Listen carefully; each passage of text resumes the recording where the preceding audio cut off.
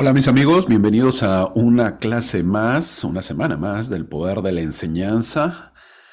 Mi nombre es Omar Pérez y gracias por acompañarnos en esta clase del manual de Ven, Sígueme que prepara la iglesia.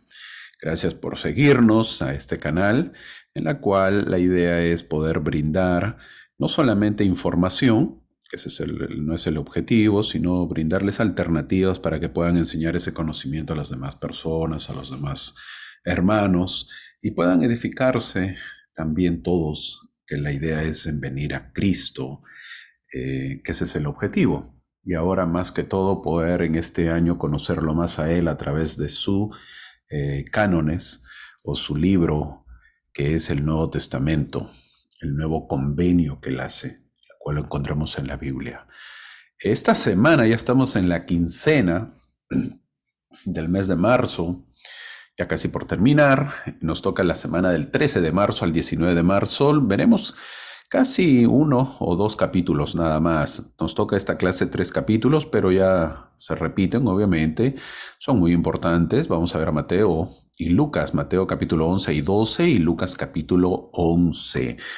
También siempre les hago mención de que les agradezco por sus comentarios, por suscribirse. Si no lo han hecho, pueden suscribirse de tal manera que cada semana que salen los videos puedan estar ustedes al tanto de ello y puedan seguirlo y darle, obviamente, si les agrada, darle el like. Gracias, siempre las leo y trato de responder a todos. No siempre lo hago porque a veces se me escapa por ahí uno por el tiempo, pero trato. Hay algunas preguntas que siempre hacen del Evangelio. Veo que nos siguen de varios lugares. Qué bueno, ese es el Evangelio. El Evangelio es poder eh, conocernos de diferentes sitios, ya que en el otro lado, no olvidemos eso, ¿verdad? Que cuando pasemos de este mundo terrenal, pasemos al mundo de los espíritus, lo que enseña la iglesia, lo que enseña el Evangelio, lo que enseña las escrituras, iremos al mundo de los espíritus. eh, y obviamente pues ahí estarán de todas las razas, todos los países, ahí no habrá países, ¿verdad? Entonces ahí nos encontraremos y nos conoceremos y seguiremos conversando o predicando el Evangelio o recibiendo el Evangelio. En fin, las nuevas tareas que nos esperan en ese mundo. Así que gracias una vez más por acompañarnos y las clases tienen que continuar, tienen que seguir. Y esperando que siempre les gusten y si tienen preguntas no duden en hacerlas, como siempre les digo, hagan siempre preguntas y si esta clase les motiva a hacer muchas preguntas, bueno, para eso los maestros de las escuelas dominicales de sus barrios yo creo que les pueden ayudar y responder. Así que empecemos el día de hoy la clase. El capítulo de hoy se titula Yo os haré descansar. Creo que es un título donde muchos nos encanta escuchar el descansar. Todos queremos descansar, sobre todo en un mundo de tanto trajín. Eso es agradable, pues escuchar. Si estudias, quieres descansar. Si trabajas, quieres descansar. Si trabajas en casa, quieres descansar. ¿Sabías que hasta cuando uno está enfermo para recuperarse, le mandan que descanse? El descanso es recuperación. Muchísimas veces sentimos que ya no podemos más, que los problemas nos agobian, que los problemas del trabajo, de la familia, de la pareja, de los hijos, de los padres, en general. Tantos problemas que estoy en el ser humano y obviamente a veces sentimos que ya no podemos más. Bueno, pues Jesús dijo este título de la clase, que está basado en el versículo 28 de Mateo, en la cual dice, Mateo capítulo 11, versículo 28, dice, venid a mí todos los que estáis trabajados y cargados, y yo os haré descansar. Fin del versículo. El manual sugiere el día de hoy leer Mateo 11 y 12 y Lucas capítulo 11. No olvidemos que el manual Ven, Sígueme sigue la línea de Mateo. Ha elegido seguir la secuencia de Mateo. Los demás evangelios se tienen que acomodar a Mateo porque si no sería pues un desorden. Por eso nos salteamos y no vemos Lucas capítulo 10. Si no, lo veremos más adelante. La recomendación que doy siempre es antes de ver el video, sería bueno que leas las escrituras para que sepas de qué se trata. No es mucho, Son 3 capítulos, de esa manera vas a poder entender más cuando yo esté hablando, esté tratando este capítulo. ¿Por qué? Porque yo no narro todos los versículos por tiempo. Así que espero que lo hagas y si no, pues encuentra tu manera de cómo leer y estudiar. Así que empecemos la clase y veamos a empezar. Hoy día les voy a contar una pequeña historia. Yo espero que les agrade y les guste. Jesús había, empezando la clase, Jesús había dado instrucciones a sus discípulos y por otro lado, Juan el Bautista estaba preso. Ya estaba preso Juan el Bautista, ya dejó de predicar el Evangelio, pero Juan el Bautista recibía visitas en la cárcel y Mateo nos dice, en Mateo capítulo 11 y el 2 y el 3 dice, Juan envió a 2 de sus discípulos y le dijeron a Jesús, ¿verdad? ¿Eres tú el que había de venir? Fin del versículo. En este momento, Juan, nos ponemos en la parte de la historia, Juan está en la prisión de Herodes. Su ministerio terrenal ha terminado y sin embargo sus discípulos pues siguen dando vueltas, no saben qué hacer. Han perdido a su líder y obviamente van, lo visitan a Juan el Bautista, quieren que siga siendo su líder, pero no saben qué hacer esos discípulos de Juan el Bautista. Si bien deben haber apreciado las visitas, debe haberlas apreciado Juan, parece que sus discípulos no habían captado bien la visión de su mensaje. Si lo hubieran hecho, habrían estado pues siguiendo a ese individuo cuya correa del zapato Juan no era digno de desatar. Juan estaba usando este medio para persuadir a sus discípulos a abandonarlo y seguir a Jesús. Juan sabía quién era Jesús. El Bautista sabía que sus discípulos, viendo al Maestro personalmente y escuchando sus enseñanzas, no podrán evitar seguir, pues obviamente, la luz mayor. Entonces los manda. Jesús les responde todo lo que está haciendo, sanando, curando, haciendo milagros y anunciando el Evangelio. Es por eso que menciona el versículo 6 que vemos en la diapositiva y dice, Mateo 11:6, y bienaventurado es el que no halle tropiezo en mí. La historia se repite demasiado a menudo de este versículo. ¿Por qué el hermano? Nosotros vamos a trasladar ese versículo a la actualidad, ¿verdad? Y haciéndonos una pregunta. ¿Por qué el hermano fulano ya no viene a la iglesia? Y la respuesta siempre escuchamos. Se sintió ofendido por un comentario que le pareció grosero, por el mensaje del obispo. Quizás una indiferencia generalizada porque no le hablaron o una percepción de hipocresía. Cuando se le invita a regresar, ya no puede, pues. Es complicado regresar. ¿Por qué? Porque el granito de arena que en ese entonces era, que él veía, ahora pues ya con el tiempo se había convertido o se ha convertido en una montaña crecida por él mismo.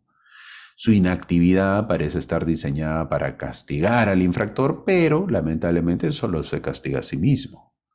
Por lo tanto, el Señor aconsejó, bienaventurado el que no halle tropiezo en mí. En otras palabras, no encuentres tropiezo en mí, en mi iglesia, en mí, en mi evangelio. En la iglesia la pregunta es, ¿encontramos tropiezo? La cualidad de no ofenderse fácilmente está muy subestimada. Rápido nos ofendemos. Es más, a la juventud le llaman la juventud o la generación de cristal, porque rápido se ofende, se sienten mal, no le puedes decir nada.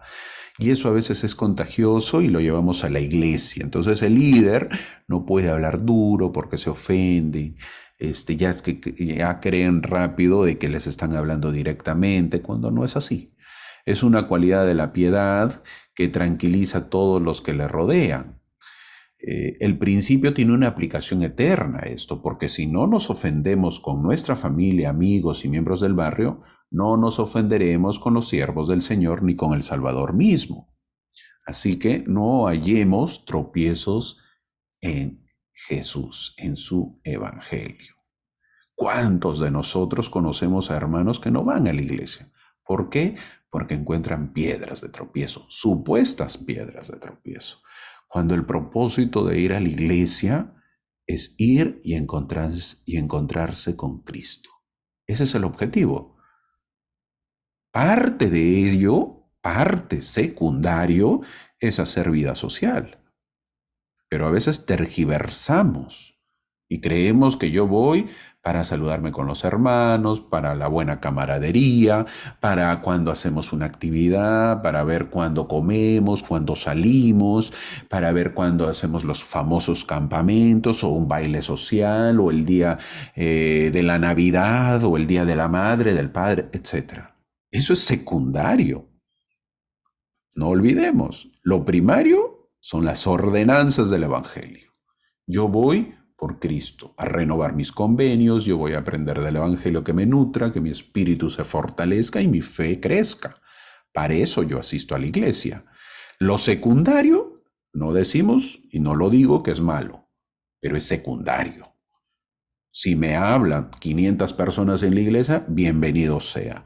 Y si me habla uno solo de los 500, también. Que los 499 no me hablen, bueno, no me han hablado, pues no me hablan, qué sé yo. No me conocen, etcétera. Yo voy por Cristo. Ese es el objetivo. Bienaventurado, una vez más, versículo 6. Bienaventurado es el que no halle tropiezo en mí. Ese versículo creo que debemos grabarnos porque cuando vamos a hacer visitas de maestros ministrantes, tanto los hombres como las mujeres, las hermanas como los hermanos, entonces podemos ver y decirle, hermano, no encontremos tropiezo en Cristo, en su evangelio. No me cuente problemas. Vamos a la iglesia, fortalezca su fe. Vamos a renovar convenios. Ese es el objetivo que nosotros debemos encontrar. Para entenderlo, voy a ver este versículo con una historia. Una historia que creo que no es muy conocida y la vamos a conocer. Es una historia muy agradable. Esta es una foto de National Geographic, del canal de National Geographic. Así que espero que puedan ver un poquito, aunque la foto no se aprecia muy bien. Donde está la flecha roja es la crucifixión, donde fue la crucifixión de Jesucristo en el Gólgota, y donde está la flecha verde es la tumba donde fue puesto pues el cuerpo de Cristo. La distancia, tal como vemos en las flechas, no es tan lejos. Donde está la flecha verde es como un cementerio de la época, la distancia es como de 33 metros, bueno, hablando en pies, para los que están en Estados Unidos, viene a ser como 108 pies más o menos, de distancia que separa. Pero entonces, si vamos ahora a Jerusalén, ¿lo vamos a ver así? No. Déjame decirte que no es así, porque luego Roma destruyó Jerusalén. Y Roma, por cierto, también fue destruida. Así que no vamos a encontrar el monte del Gólgota donde fue crucificado Jesucristo, por si acaso. Si alguno estás juntando tu dinero para hacer el viaje a Jerusalén, no hay. Y voy a conocer la tumba, voy a ver, tampoco. Pero ahorita te explico un poquito más de cómo está en la actualidad, para entenderlo. Así era el terreno en el tiempo de Jesús, como muestra el dibujo de la izquierda superior. Pero vemos ahí dos huequitos ahí más o menos que se aprecian, eran las tumbas. Vemos ahí como una colina baja y luego sube una pequeña loma o montaña. Ahí en la punta de esa montaña fue la crucifixión, pues en el Gólgota, ¿no? Así era. Pero el emperador romano Adriano, que quiere borrar, que quería, pues él, cuando fue emperador de Roma, él odiaba a los judíos, él quiso borrar del mapa a todos los judíos. Entonces, ¿qué hace? Rellena toda la ciudad, como se aprecia en el dibujo inferior de la derecha. ¿Ven esa parte media marrón? Lo rellenó todo eso, lo tapó en otras palabras, borró todo indicio. Imagínense, es interesante lo que hizo este emperador. Borró todo lo que estaba, donde estaba la tumba, el monte del Gólgota, lo aplanó en otras palabras.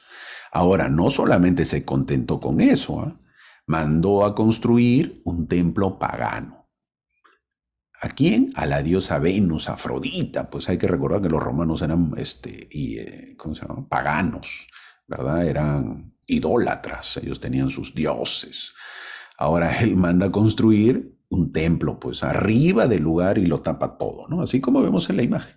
Así como lo vemos en la imagen. Vemos ahí el templo en la parte superior, en la parte inferior donde estaba el Gólgota ya tapado y donde estaba el cementerio tapado. Si lo puedes visualizar en la imagen, dos círculos, ¿verdad? Un círculo a la izquierda, un círculo blanco y un círculo blanco también a la derecha. Ahí ya quedaban pues los indicios de dónde quedaba la tumba y dónde quedaba la piedra o la roca del monte Gólgota. Ahora, ¿esto cuándo ocurrió? Sino para más o menos tener una idea. Hay que entender que la vida de Cristo empieza en el año 1, ¿verdad? Tal como lo mencionaba, en el año 1 después de Cristo. Cristo marca historia el antes y el después en la vida del conteo de los años, según el calendario gregoriano. Entonces, a partir del año 1, obviamente, más o menos se calcula que él vivió 33 años. Luego, en el año 130, después que él murió, resucitó, es donde ocurre todo esto, en el año 130 en promedio aproximadamente. Con el emperador Adriano es lo que hace todo esto. Y obviamente como habían quedado algunos cristianos, porque la iglesia después había crecido, pero él también los manda a matar y ocurre mucha desgracia. Como habían quedado algunos cristianos, lo señalaron eso. Ellos son los que señalan dónde había estado la tumba y dónde había estado el Gólgota. Y todos quizás nos sorprendamos, pero de verdad, o sea, uno puede decir, y seguro estamos pensando, ¿cómo puede haber hecho esto semejante hombre, verdad? Pero nos sorprendamos quizás, al final esto sirvió para poder conservar todos los restos arqueológicos que había abajo. Esto estaba tapado por 200 años, lo tapó prácticamente, los enterró. Y querramos o no, hay que saber de que es mejor que estos restos estén tapados que estén al aire libre o a la intemperie.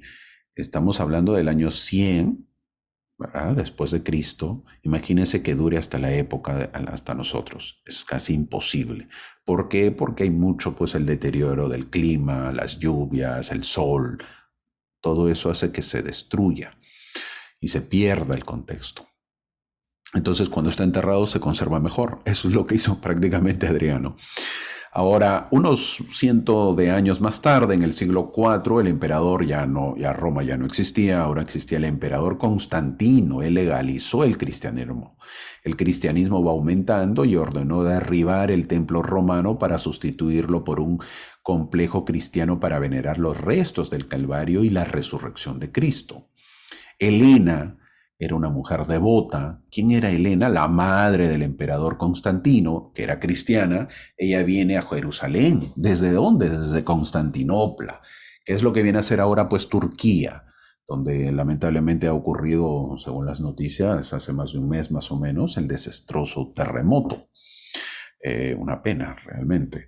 Ahora, en ese tiempo era dominado por el Imperio Otomano, así se llama, el imperio que domina casi toda la parte donde está Jerusalén, Turquía y todos los demás países, el Imperio Otomano, y donde Constantino era pues el gobernador o el emperador de ellos.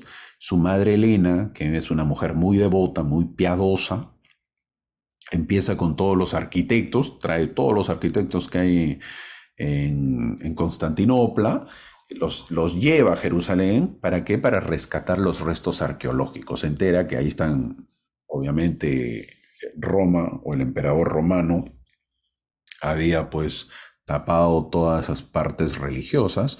Entonces con los arquitectos ellos empiezan a desenterrar los lugares históricos. Al saber los problemas que siempre van a haber, entonces ella decide construir una basílica, una iglesia, en otras palabras, para que pueda proteger estos restos históricos. Dentro de la basílica están la tumba donde pusieron el cuerpo de Jesús y la roca de la crucifixión. Esto es separado por unos 30 metros, más o menos, como ya lo he mencionado.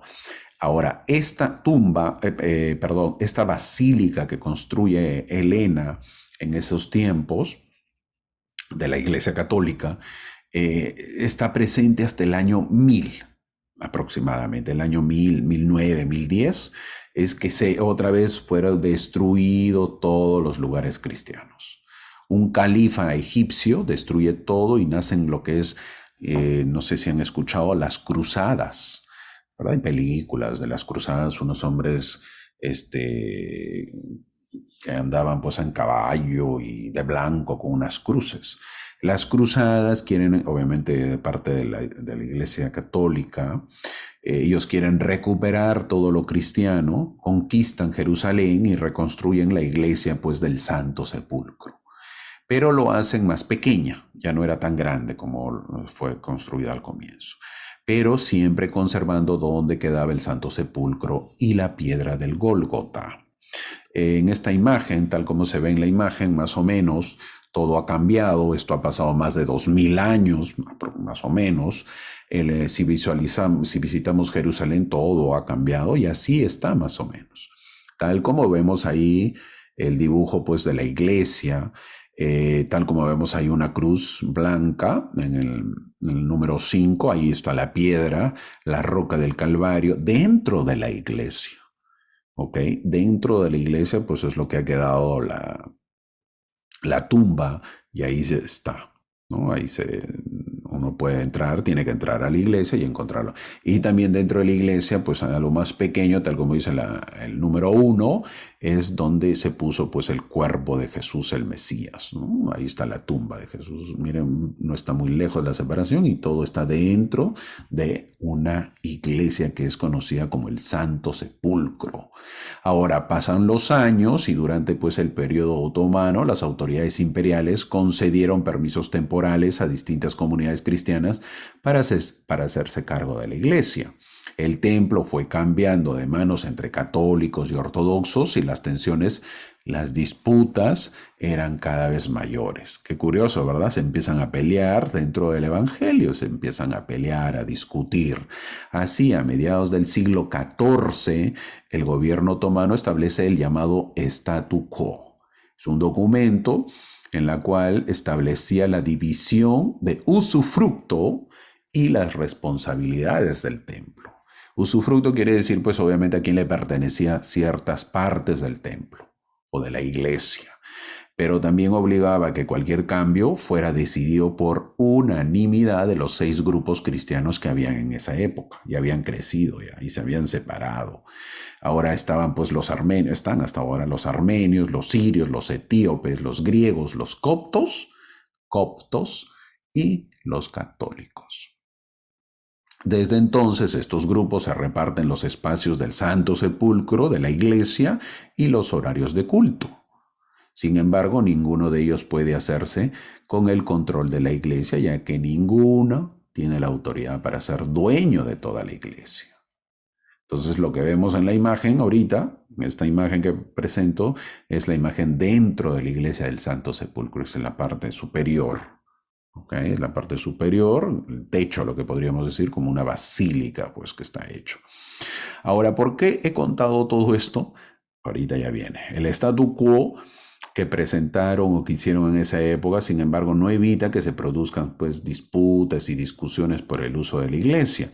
Y un ejemplo absurdo de estas tensiones es la escalera que se puede ver bajo la ventana de una fachada, tal como vemos en la imagen izquierda. Esta escalera lleva ahí desde el siglo XIX, pero nadie de las 6 comunidades la puede tocar porque sus patas se apoyan en zona ortodoxa y la parte superior en la zona armenia. Para moverla se tendría que reunir las 6 comunidades y llegar a un acuerdo, algo imposible porque todos dicen pues conocer la verdad.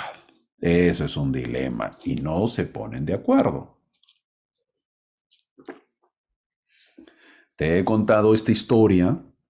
Bueno, en realidad es un pretexto a la historia, ¿verdad? Para contarte esta historia y saber un poco de la historia. ¿Por qué viene esta historia? ¿Por qué la he contado? Por el versículo 6. Bienaventurado el que no haya tropiezo en mí. Algunos le dicen las bienaventuranzas del no ofendido. No nos peleemos por el evangelio. No pongamos pretextos. Una escalera está hasta la actualidad, porque 6 comunidades religiosas no se ponen de acuerdo. En la imagen derecha, lo vemos ahí está, En la parte del círculo rojo, ahí está la escalera. Nadie puede mover la escalera. Y obviamente, bueno, también hemos conocido parte de la historia, lo que National Geographic mencionó en su canal una vez, que a veces presenta temas religiosos, en la cual pues nos explica. Y en Mateo capítulo 11, así que sigamos parte de la historia, en Mateo capítulo 11, versículo del 7 al 9, dice, se repite una pregunta. Y la pregunta es, ¿qué salisteis a ver al desierto? Les dice Jesús. Fin del versículo. Eso les dice Jesús a los discípulos de Juan, volviendo a la historia. Cualquier pregunta que el Señor haga 3 veces debe ser muy importante. Hay que tener cuidado cuando se repite esto. ¿Estaba el pueblo buscando un profeta? Uno más grande que un profeta estaba buscando la gente. Los discípulos buscaban un profeta mayor. Pues si lo tenían al frente de ellos. Al frente de sus ojos estaba el más grande, profeta.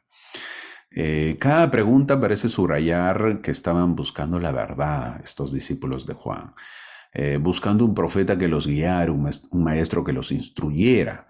Y si Juan era tan grande que no había nacido antes un profeta mayor, cuán significativa pues fue la presencia inmediata del Mesías. Imaginémonos tener al Mesías presente ante nuestros ojos.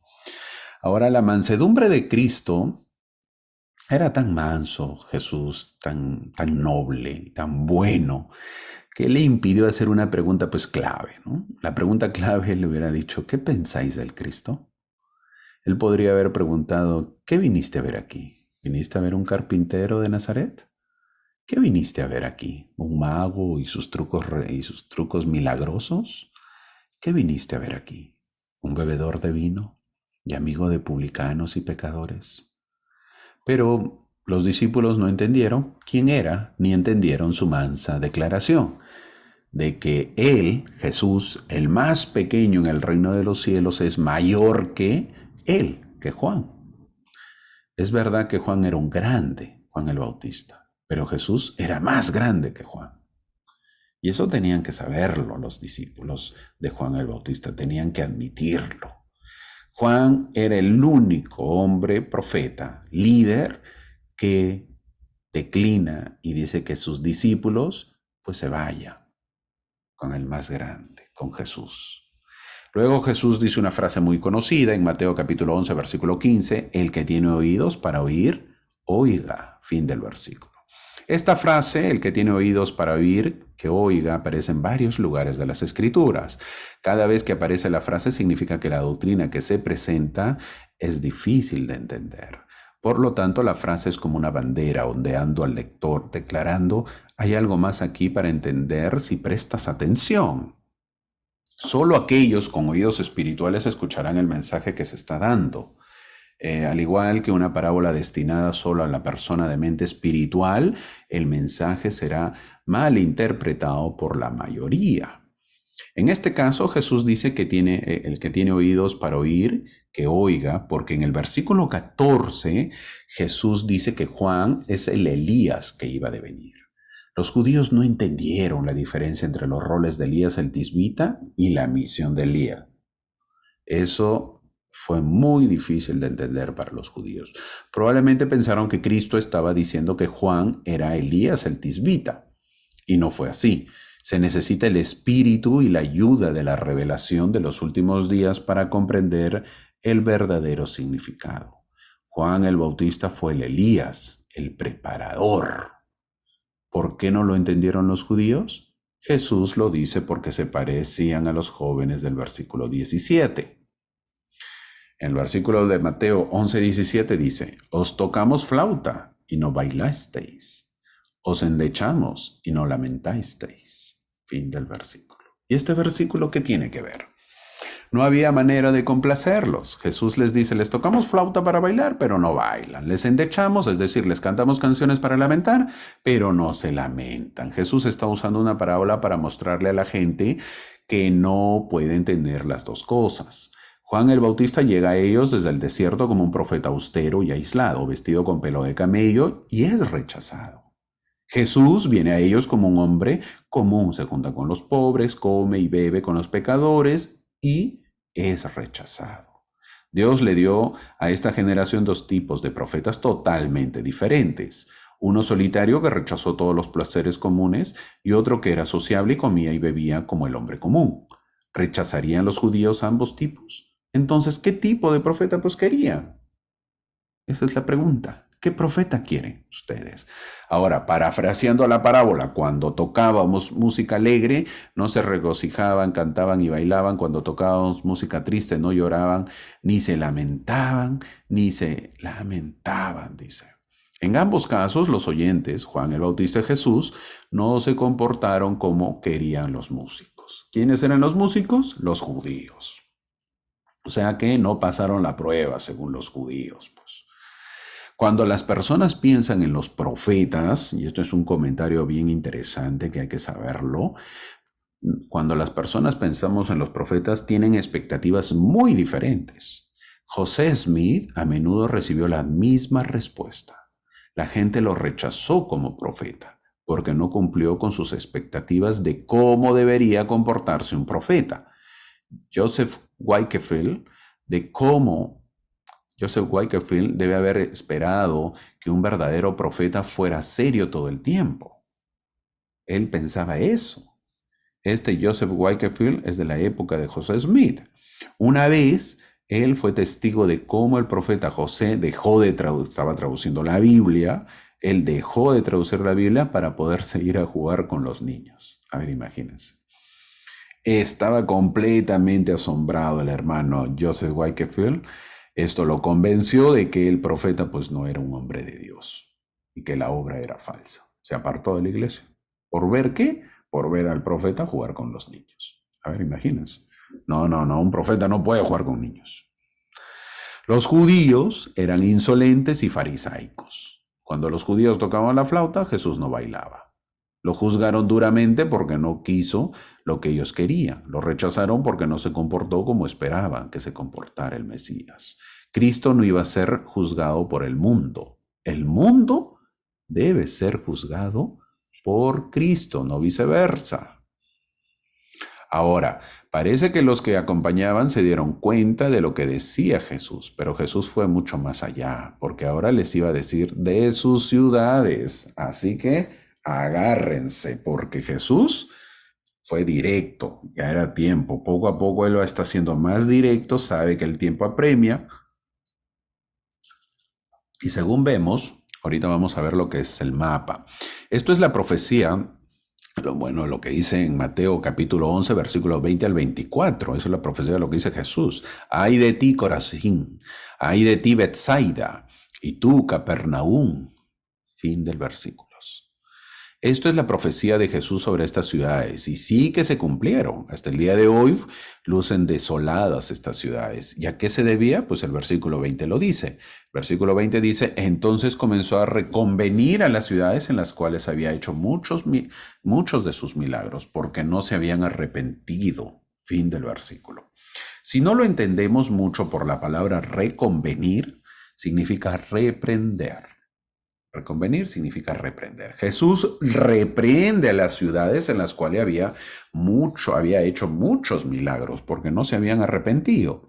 Jesús no había venido a entretener a la gente, no había venido a ofrecer milagros solamente. El evangelio no solamente es eso, el evangelio es milagros por fe. Los milagros vienen por la fe.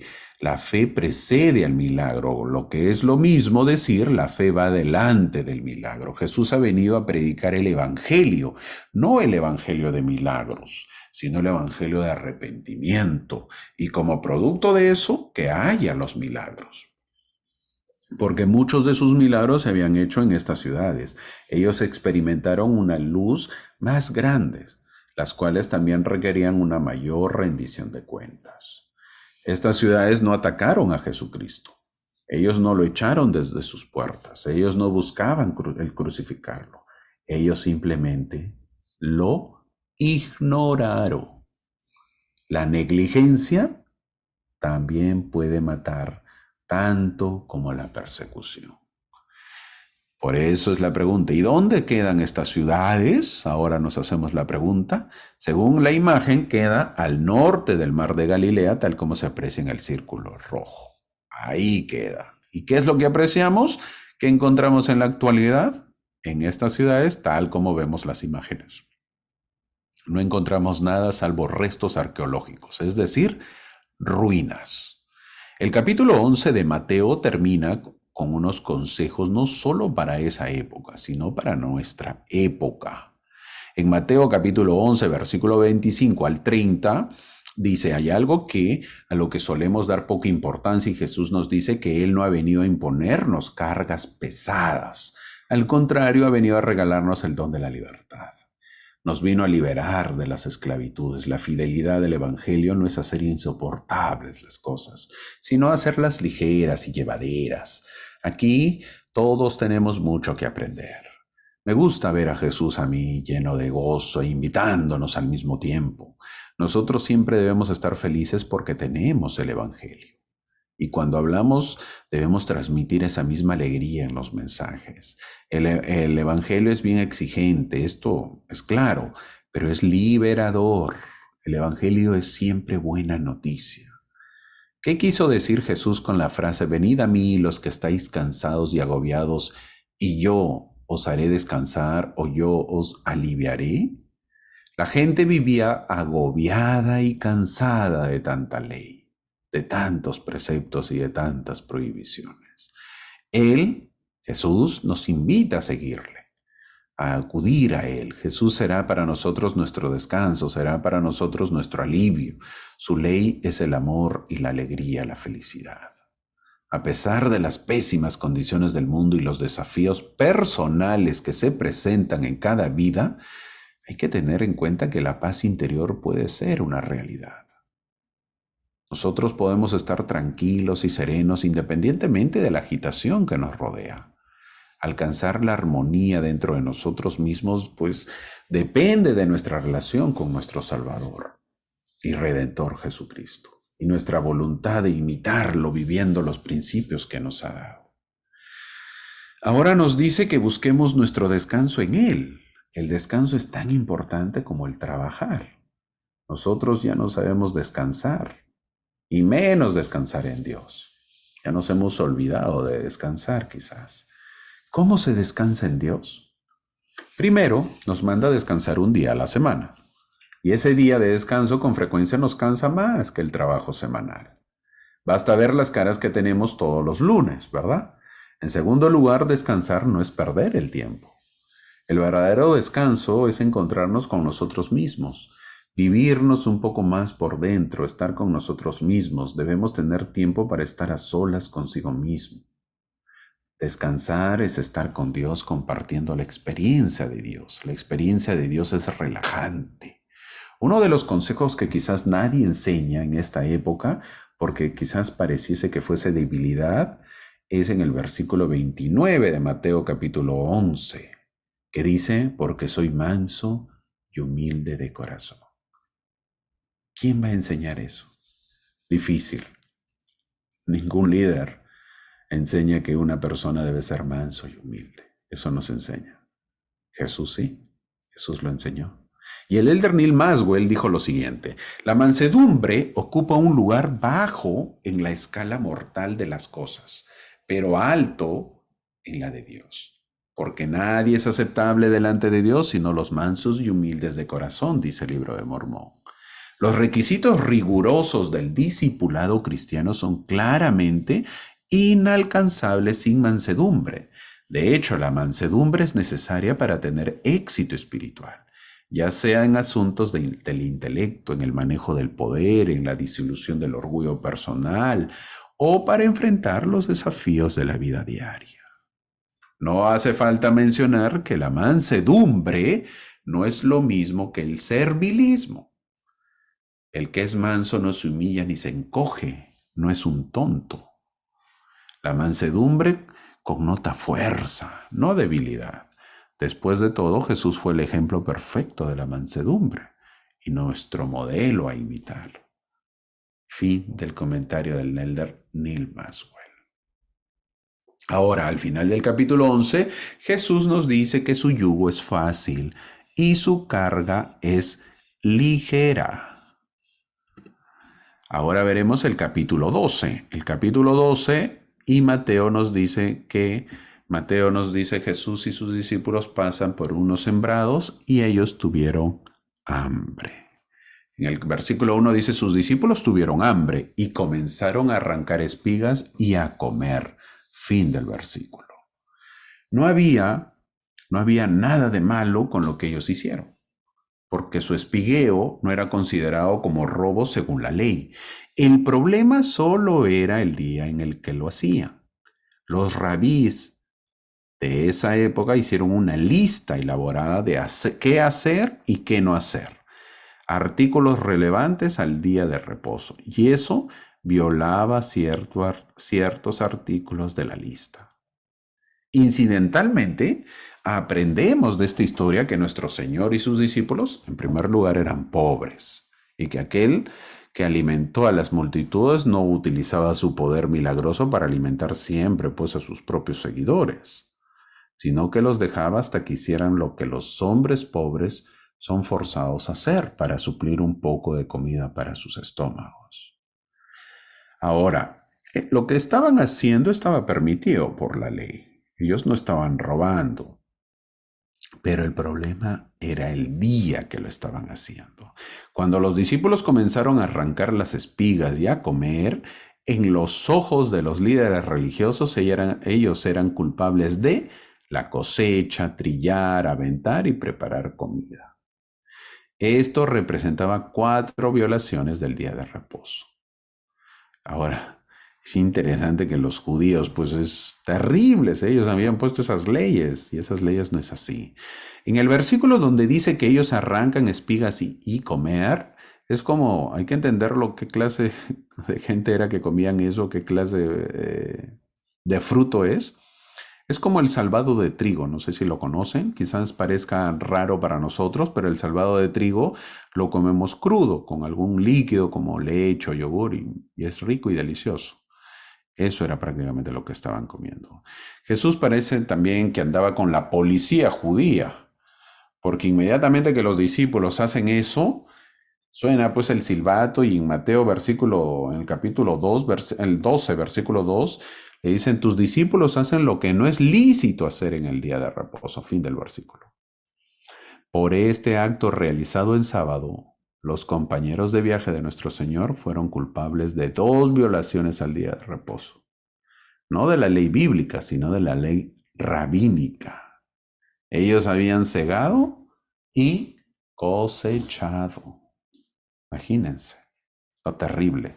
Jesús ante ello les hace recordar lo que hizo David cuando tuvo hambre y entró al templo y comió los panes de la proposición y nadie decía nada. ¿Quién era más grande, David o Jesús? Entonces, luego Jesús va más profundo y les da donde más les va a doler. Les habla de sus sacerdotes en ese tiempo y cómo violaban supuestamente la ley de los fariseos que ellos mismos habían establecido. En el versículo 5 le dice, los sacerdotes en el templo profanan el día de reposo y son sin culpa. A ver qué me vas a decir, les dice Jesús. Los mismos sacerdotes quiebran el día de reposo todo el tiempo. El ritual del templo siempre involucraba trabajo, el encender el fuego, el sacrificio, la preparación de los animales, el llevarlos al altar y muchas otras cosas. En realidad, este trabajo era el doble en el día de reposo, ya que en el día de reposo las ofrendas eran el doble y nadie decía nada. Todos calladitos, pero como eran entre ellos, pues obviamente no se decían nada. Mientras uno va leyendo y escuchando la clase acerca del día de reposo, quizás te preguntes, entonces, ¿qué debemos hacer el día de reposo? Porque tengo dudas y algo que debemos tener siempre claro es que cuando 2 leyes con respecto a alguna circunstancia parecen contradecirse una contra la otra, nosotros no podemos obedecer a las 2. Nuestra obediencia corresponde a aquella que es la ley con más excelencia. ¿Qué es excelencia? Es el amor a Dios, es decir, misericordia. En otras palabras, cuando tú encuentras 2 leyes que supuestamente se están contradiciendo y no sabes qué hacer, tienes que hacer la ley donde se aplica más misericordia. Y de esa manera vas a quedar más tranquilo. Jesús les recalca el Hijo del Hombre, que es el Señor de los sábados, el día de reposo, y se va a una sinagoga. En la sinagoga, esta gente todavía no cambia, ¿verdad? Le presentan a un hombre con la mano seca y le preguntan si es lícito sanar el día de reposo. ¿Qué tal pregunta? ¿Acaso para el sanar a alguien tiene que haber día? ¿No debería ser cualquier día? Y Jesús les dijo en Mateo capítulo 12, versículo 12, por la cual es lícito hacer bien en los días de reposo. El mensaje de Cristo con respecto a la adoración del día de reposo fue que, que el espíritu de la ley era hacer el bien, sin importar las restricciones de la letra. La letra pues llama al sacrificio, pero el espíritu llama a la misericordia. Entonces eso lo tenemos que tener claro, que la misericordia es mayor que el sacrificio. Siempre. La misericordia es mayor que el sacrificio. Entonces siempre tenemos que saber qué vamos a hacer. Uno lo determina, qué cosas hacer. Esto llegó al límite para los fariseos. Los fariseos estaban enojados, ellos se hervían de cólera. ¿Cómo es posible que alguien venga y destruya todo? Pues el evangelio que nosotros hemos establecido, hemos puesto las cosas que debemos hacer, qué no hacer. En el versículo 14 dice, Mateo capítulo 12, versículo 14, entonces salieron los fariseos y celebraron concilio contra él. ¿Cómo podían destruirlo? Imagínense. Jesús hacía el bien y ellos pensando en cómo destruirlo a Jesús. Y no era uno, eran varios. Eran varios. Era terrible. Era muy mal. A los discípulos obviamente pues los acusan. A Jesús también les dio donde más les dolía. Jesús no se queda callado y les responde duro. En Mateo capítulo 12, versículo 3 y el versículo 5, miren lo que dice. Versículo 3, Él les dijo, Jesús, ¿no habéis leído? Porque ellos se consideraban pues exégetas, doctores de la ley. Y les dice, ¿no habéis leído? Eso les dolió. Lo que hizo David cuando él y los que con él estaban tuvieron hambre. Y el versículo 5, ¿o no habéis leído en la ley? Otra vez les dice, ¿no? Como en el día de reposo los sacerdotes en el templo profanan el día de reposo y son sin culpa. Ellos eran conocidos como los exégetas, los doctores de la ley, los eruditos. Todos los adjetivos calificativos lo tenían ellos. Pero sin embargo Jesús pues les dice, oye, ¿por qué? ¿Qué pasó? ¿No habías leído? ¿No has entendido? El trabajo de Jesús continúa y le traen otro endemoniado, pero este era ciego y mudo. Nuevamente Jesús demuestra su poder y autoridad sobre los demonios, echando fuera poderes demoníacos, lo cual era considerado imposible en las tradiciones de esos días. Esto era un milagro muy grande para esa época. Ante esto ya la gente reacciona y en el versículo 23 dice, ¿será este aquel hijo de David? Fin del versículo. La gente lo reconoce como el rey de Israel. Pero los líderes religiosos, al saber que la gente se les podía ir de las manos y quedarse sin seguidores, reaccionaron atribuyendo el poder de Jesús al príncipe de los demonios. La acusación de los fariseos es que Jesús prácticamente es un brujo y que Jesús tenía poderes de brujería. Esta acusación siguió en contra de Jesús. Siempre le acusaron de eso, pero los fariseos cobardes, obviamente, pues no le dicen directo, le dicen murmurando entre ellos, para que Jesús no escuche. Pero Jesús siempre lo escucha. Y él sobre todo dice, todo reino dividido contra sí mismo es asolado. Jesús lógicamente menciona que no tiene sentido para Satanás el echar fuera a Satanás. Aprendemos que un diablo puede ceder y dar lugar a otro para obtener más ventaja, pero nunca se pelea con otro. Satanás puede ser muy malo. En efecto lo es, pero no es un tonto, ¿eh? Al saber que las dudas seguían, Jesús dijo en el versículo 30 de Mateo capítulo 12, dice, el que no es conmigo contra mí es, y el que conmigo no recoge, desparrama. Este es un versículo muy conocido y debemos tenerlo siempre presente. Solamente hay dos fuerzas trabajando en el mundo, el recoger y el desparramar, no hay más. O estamos a favor de la iglesia o estamos en contra de ella. O tomamos su parte o asumimos las consecuencias. No podemos sobrevivir espiritualmente con un pie en la iglesia y el otro en el mundo. Debemos de elegir, ¿es la iglesia o el mundo? No hay término medio. No podemos estar a favor de la iglesia en algunos puntos y estar en contra de la iglesia en otros puntos. Estoy a favor de la iglesia con sus clases y que se enseñe en la primaria y los jóvenes, pero estoy en contra de que los jóvenes se vayan a la misión. Estoy a favor de la iglesia con respecto a la palabra de sabiduría, pero estoy en contra del diezmo, o me gustan sus reuniones dominicales, pero no acepto a los profetas. Jesús es bien clarito. El que no es conmigo, contra mí es. Esa es la disyuntiva de las personas. Por eso muchas personas no se unen a la iglesia, porque no aceptan la doctrina de la iglesia. Ahora, si he ido conociendo la iglesia y he obtenido un testimonio de Jesús, Jesús advierte en el versículo 31, por tanto os digo, todo pecado y blasfemia será perdonado a los hombres, mas la blasfemia contra el Espíritu Santo no le será perdonada. Fin del versículo.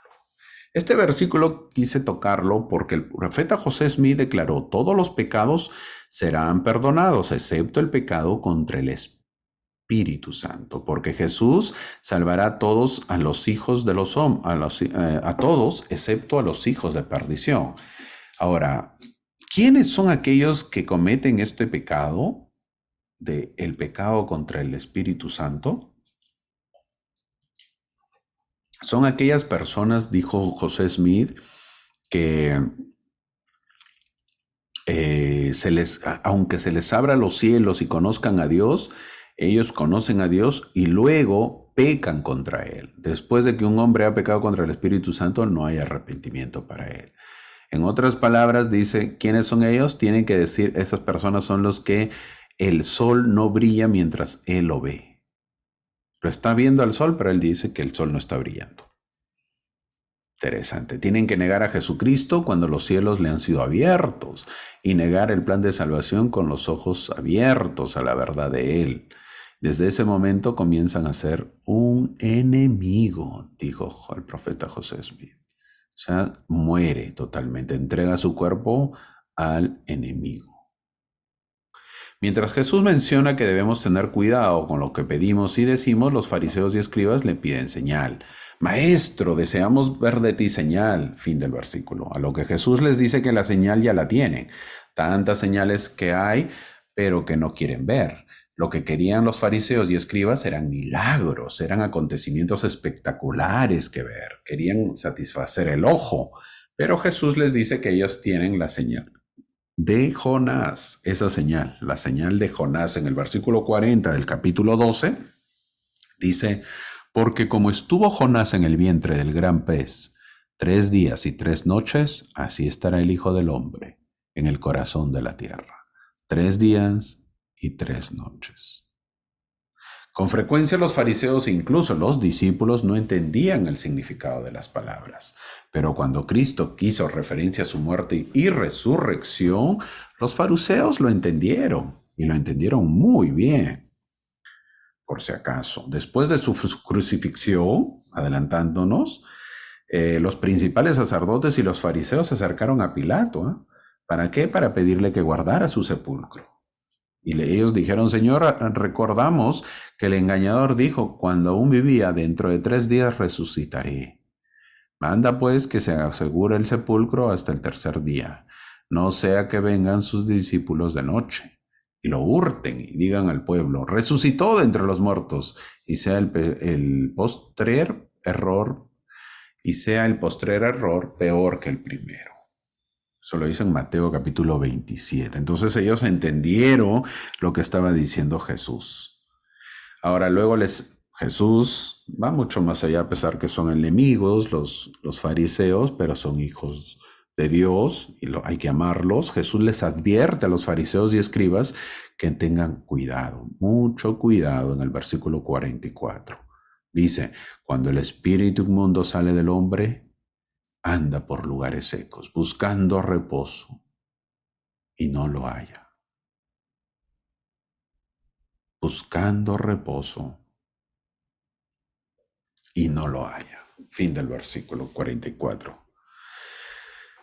La pregunta es, los espíritus inmundos habitan en el mundo, pero están buscando cuerpos. Es tan importante que nosotros podamos tener autoridad sobre nuestro cuerpo, que nosotros podamos saber y entender que el que domina el cuerpo es nuestro espíritu. Esa es la idea. El día que dejamos que nuestro espíritu no domine a nuestro cuerpo, entrarán esos espíritus malignos y tomarán nuestro cuerpo.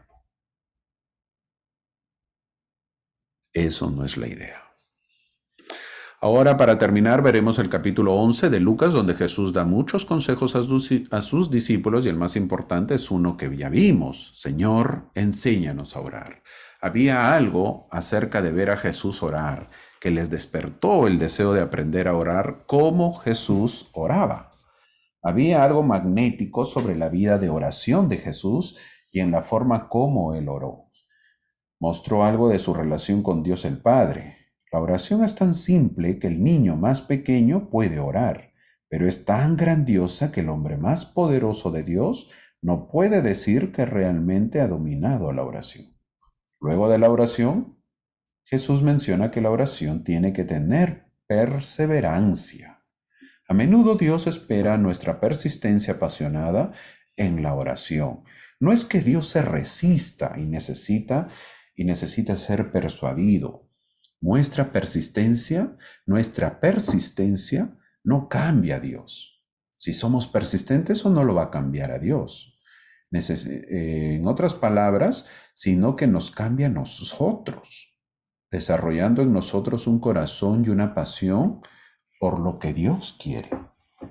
Por eso que llegamos a los famosos versículos 9, que dice, versículo 9 y 10, y yo os digo, pedid y se os dará, buscad y hallaréis, llamad y se os abrirá, porque todo aquel que pide recibe y el que busca, halla, y al que llama, se le abrirá.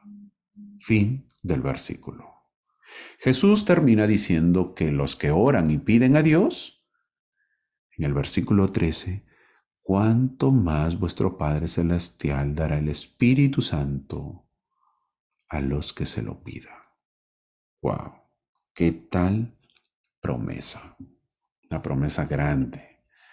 En esta clase, llegamos al fin, en esta clase hemos aprendido que el Evangelio es exigente, pero es siempre buena noticia.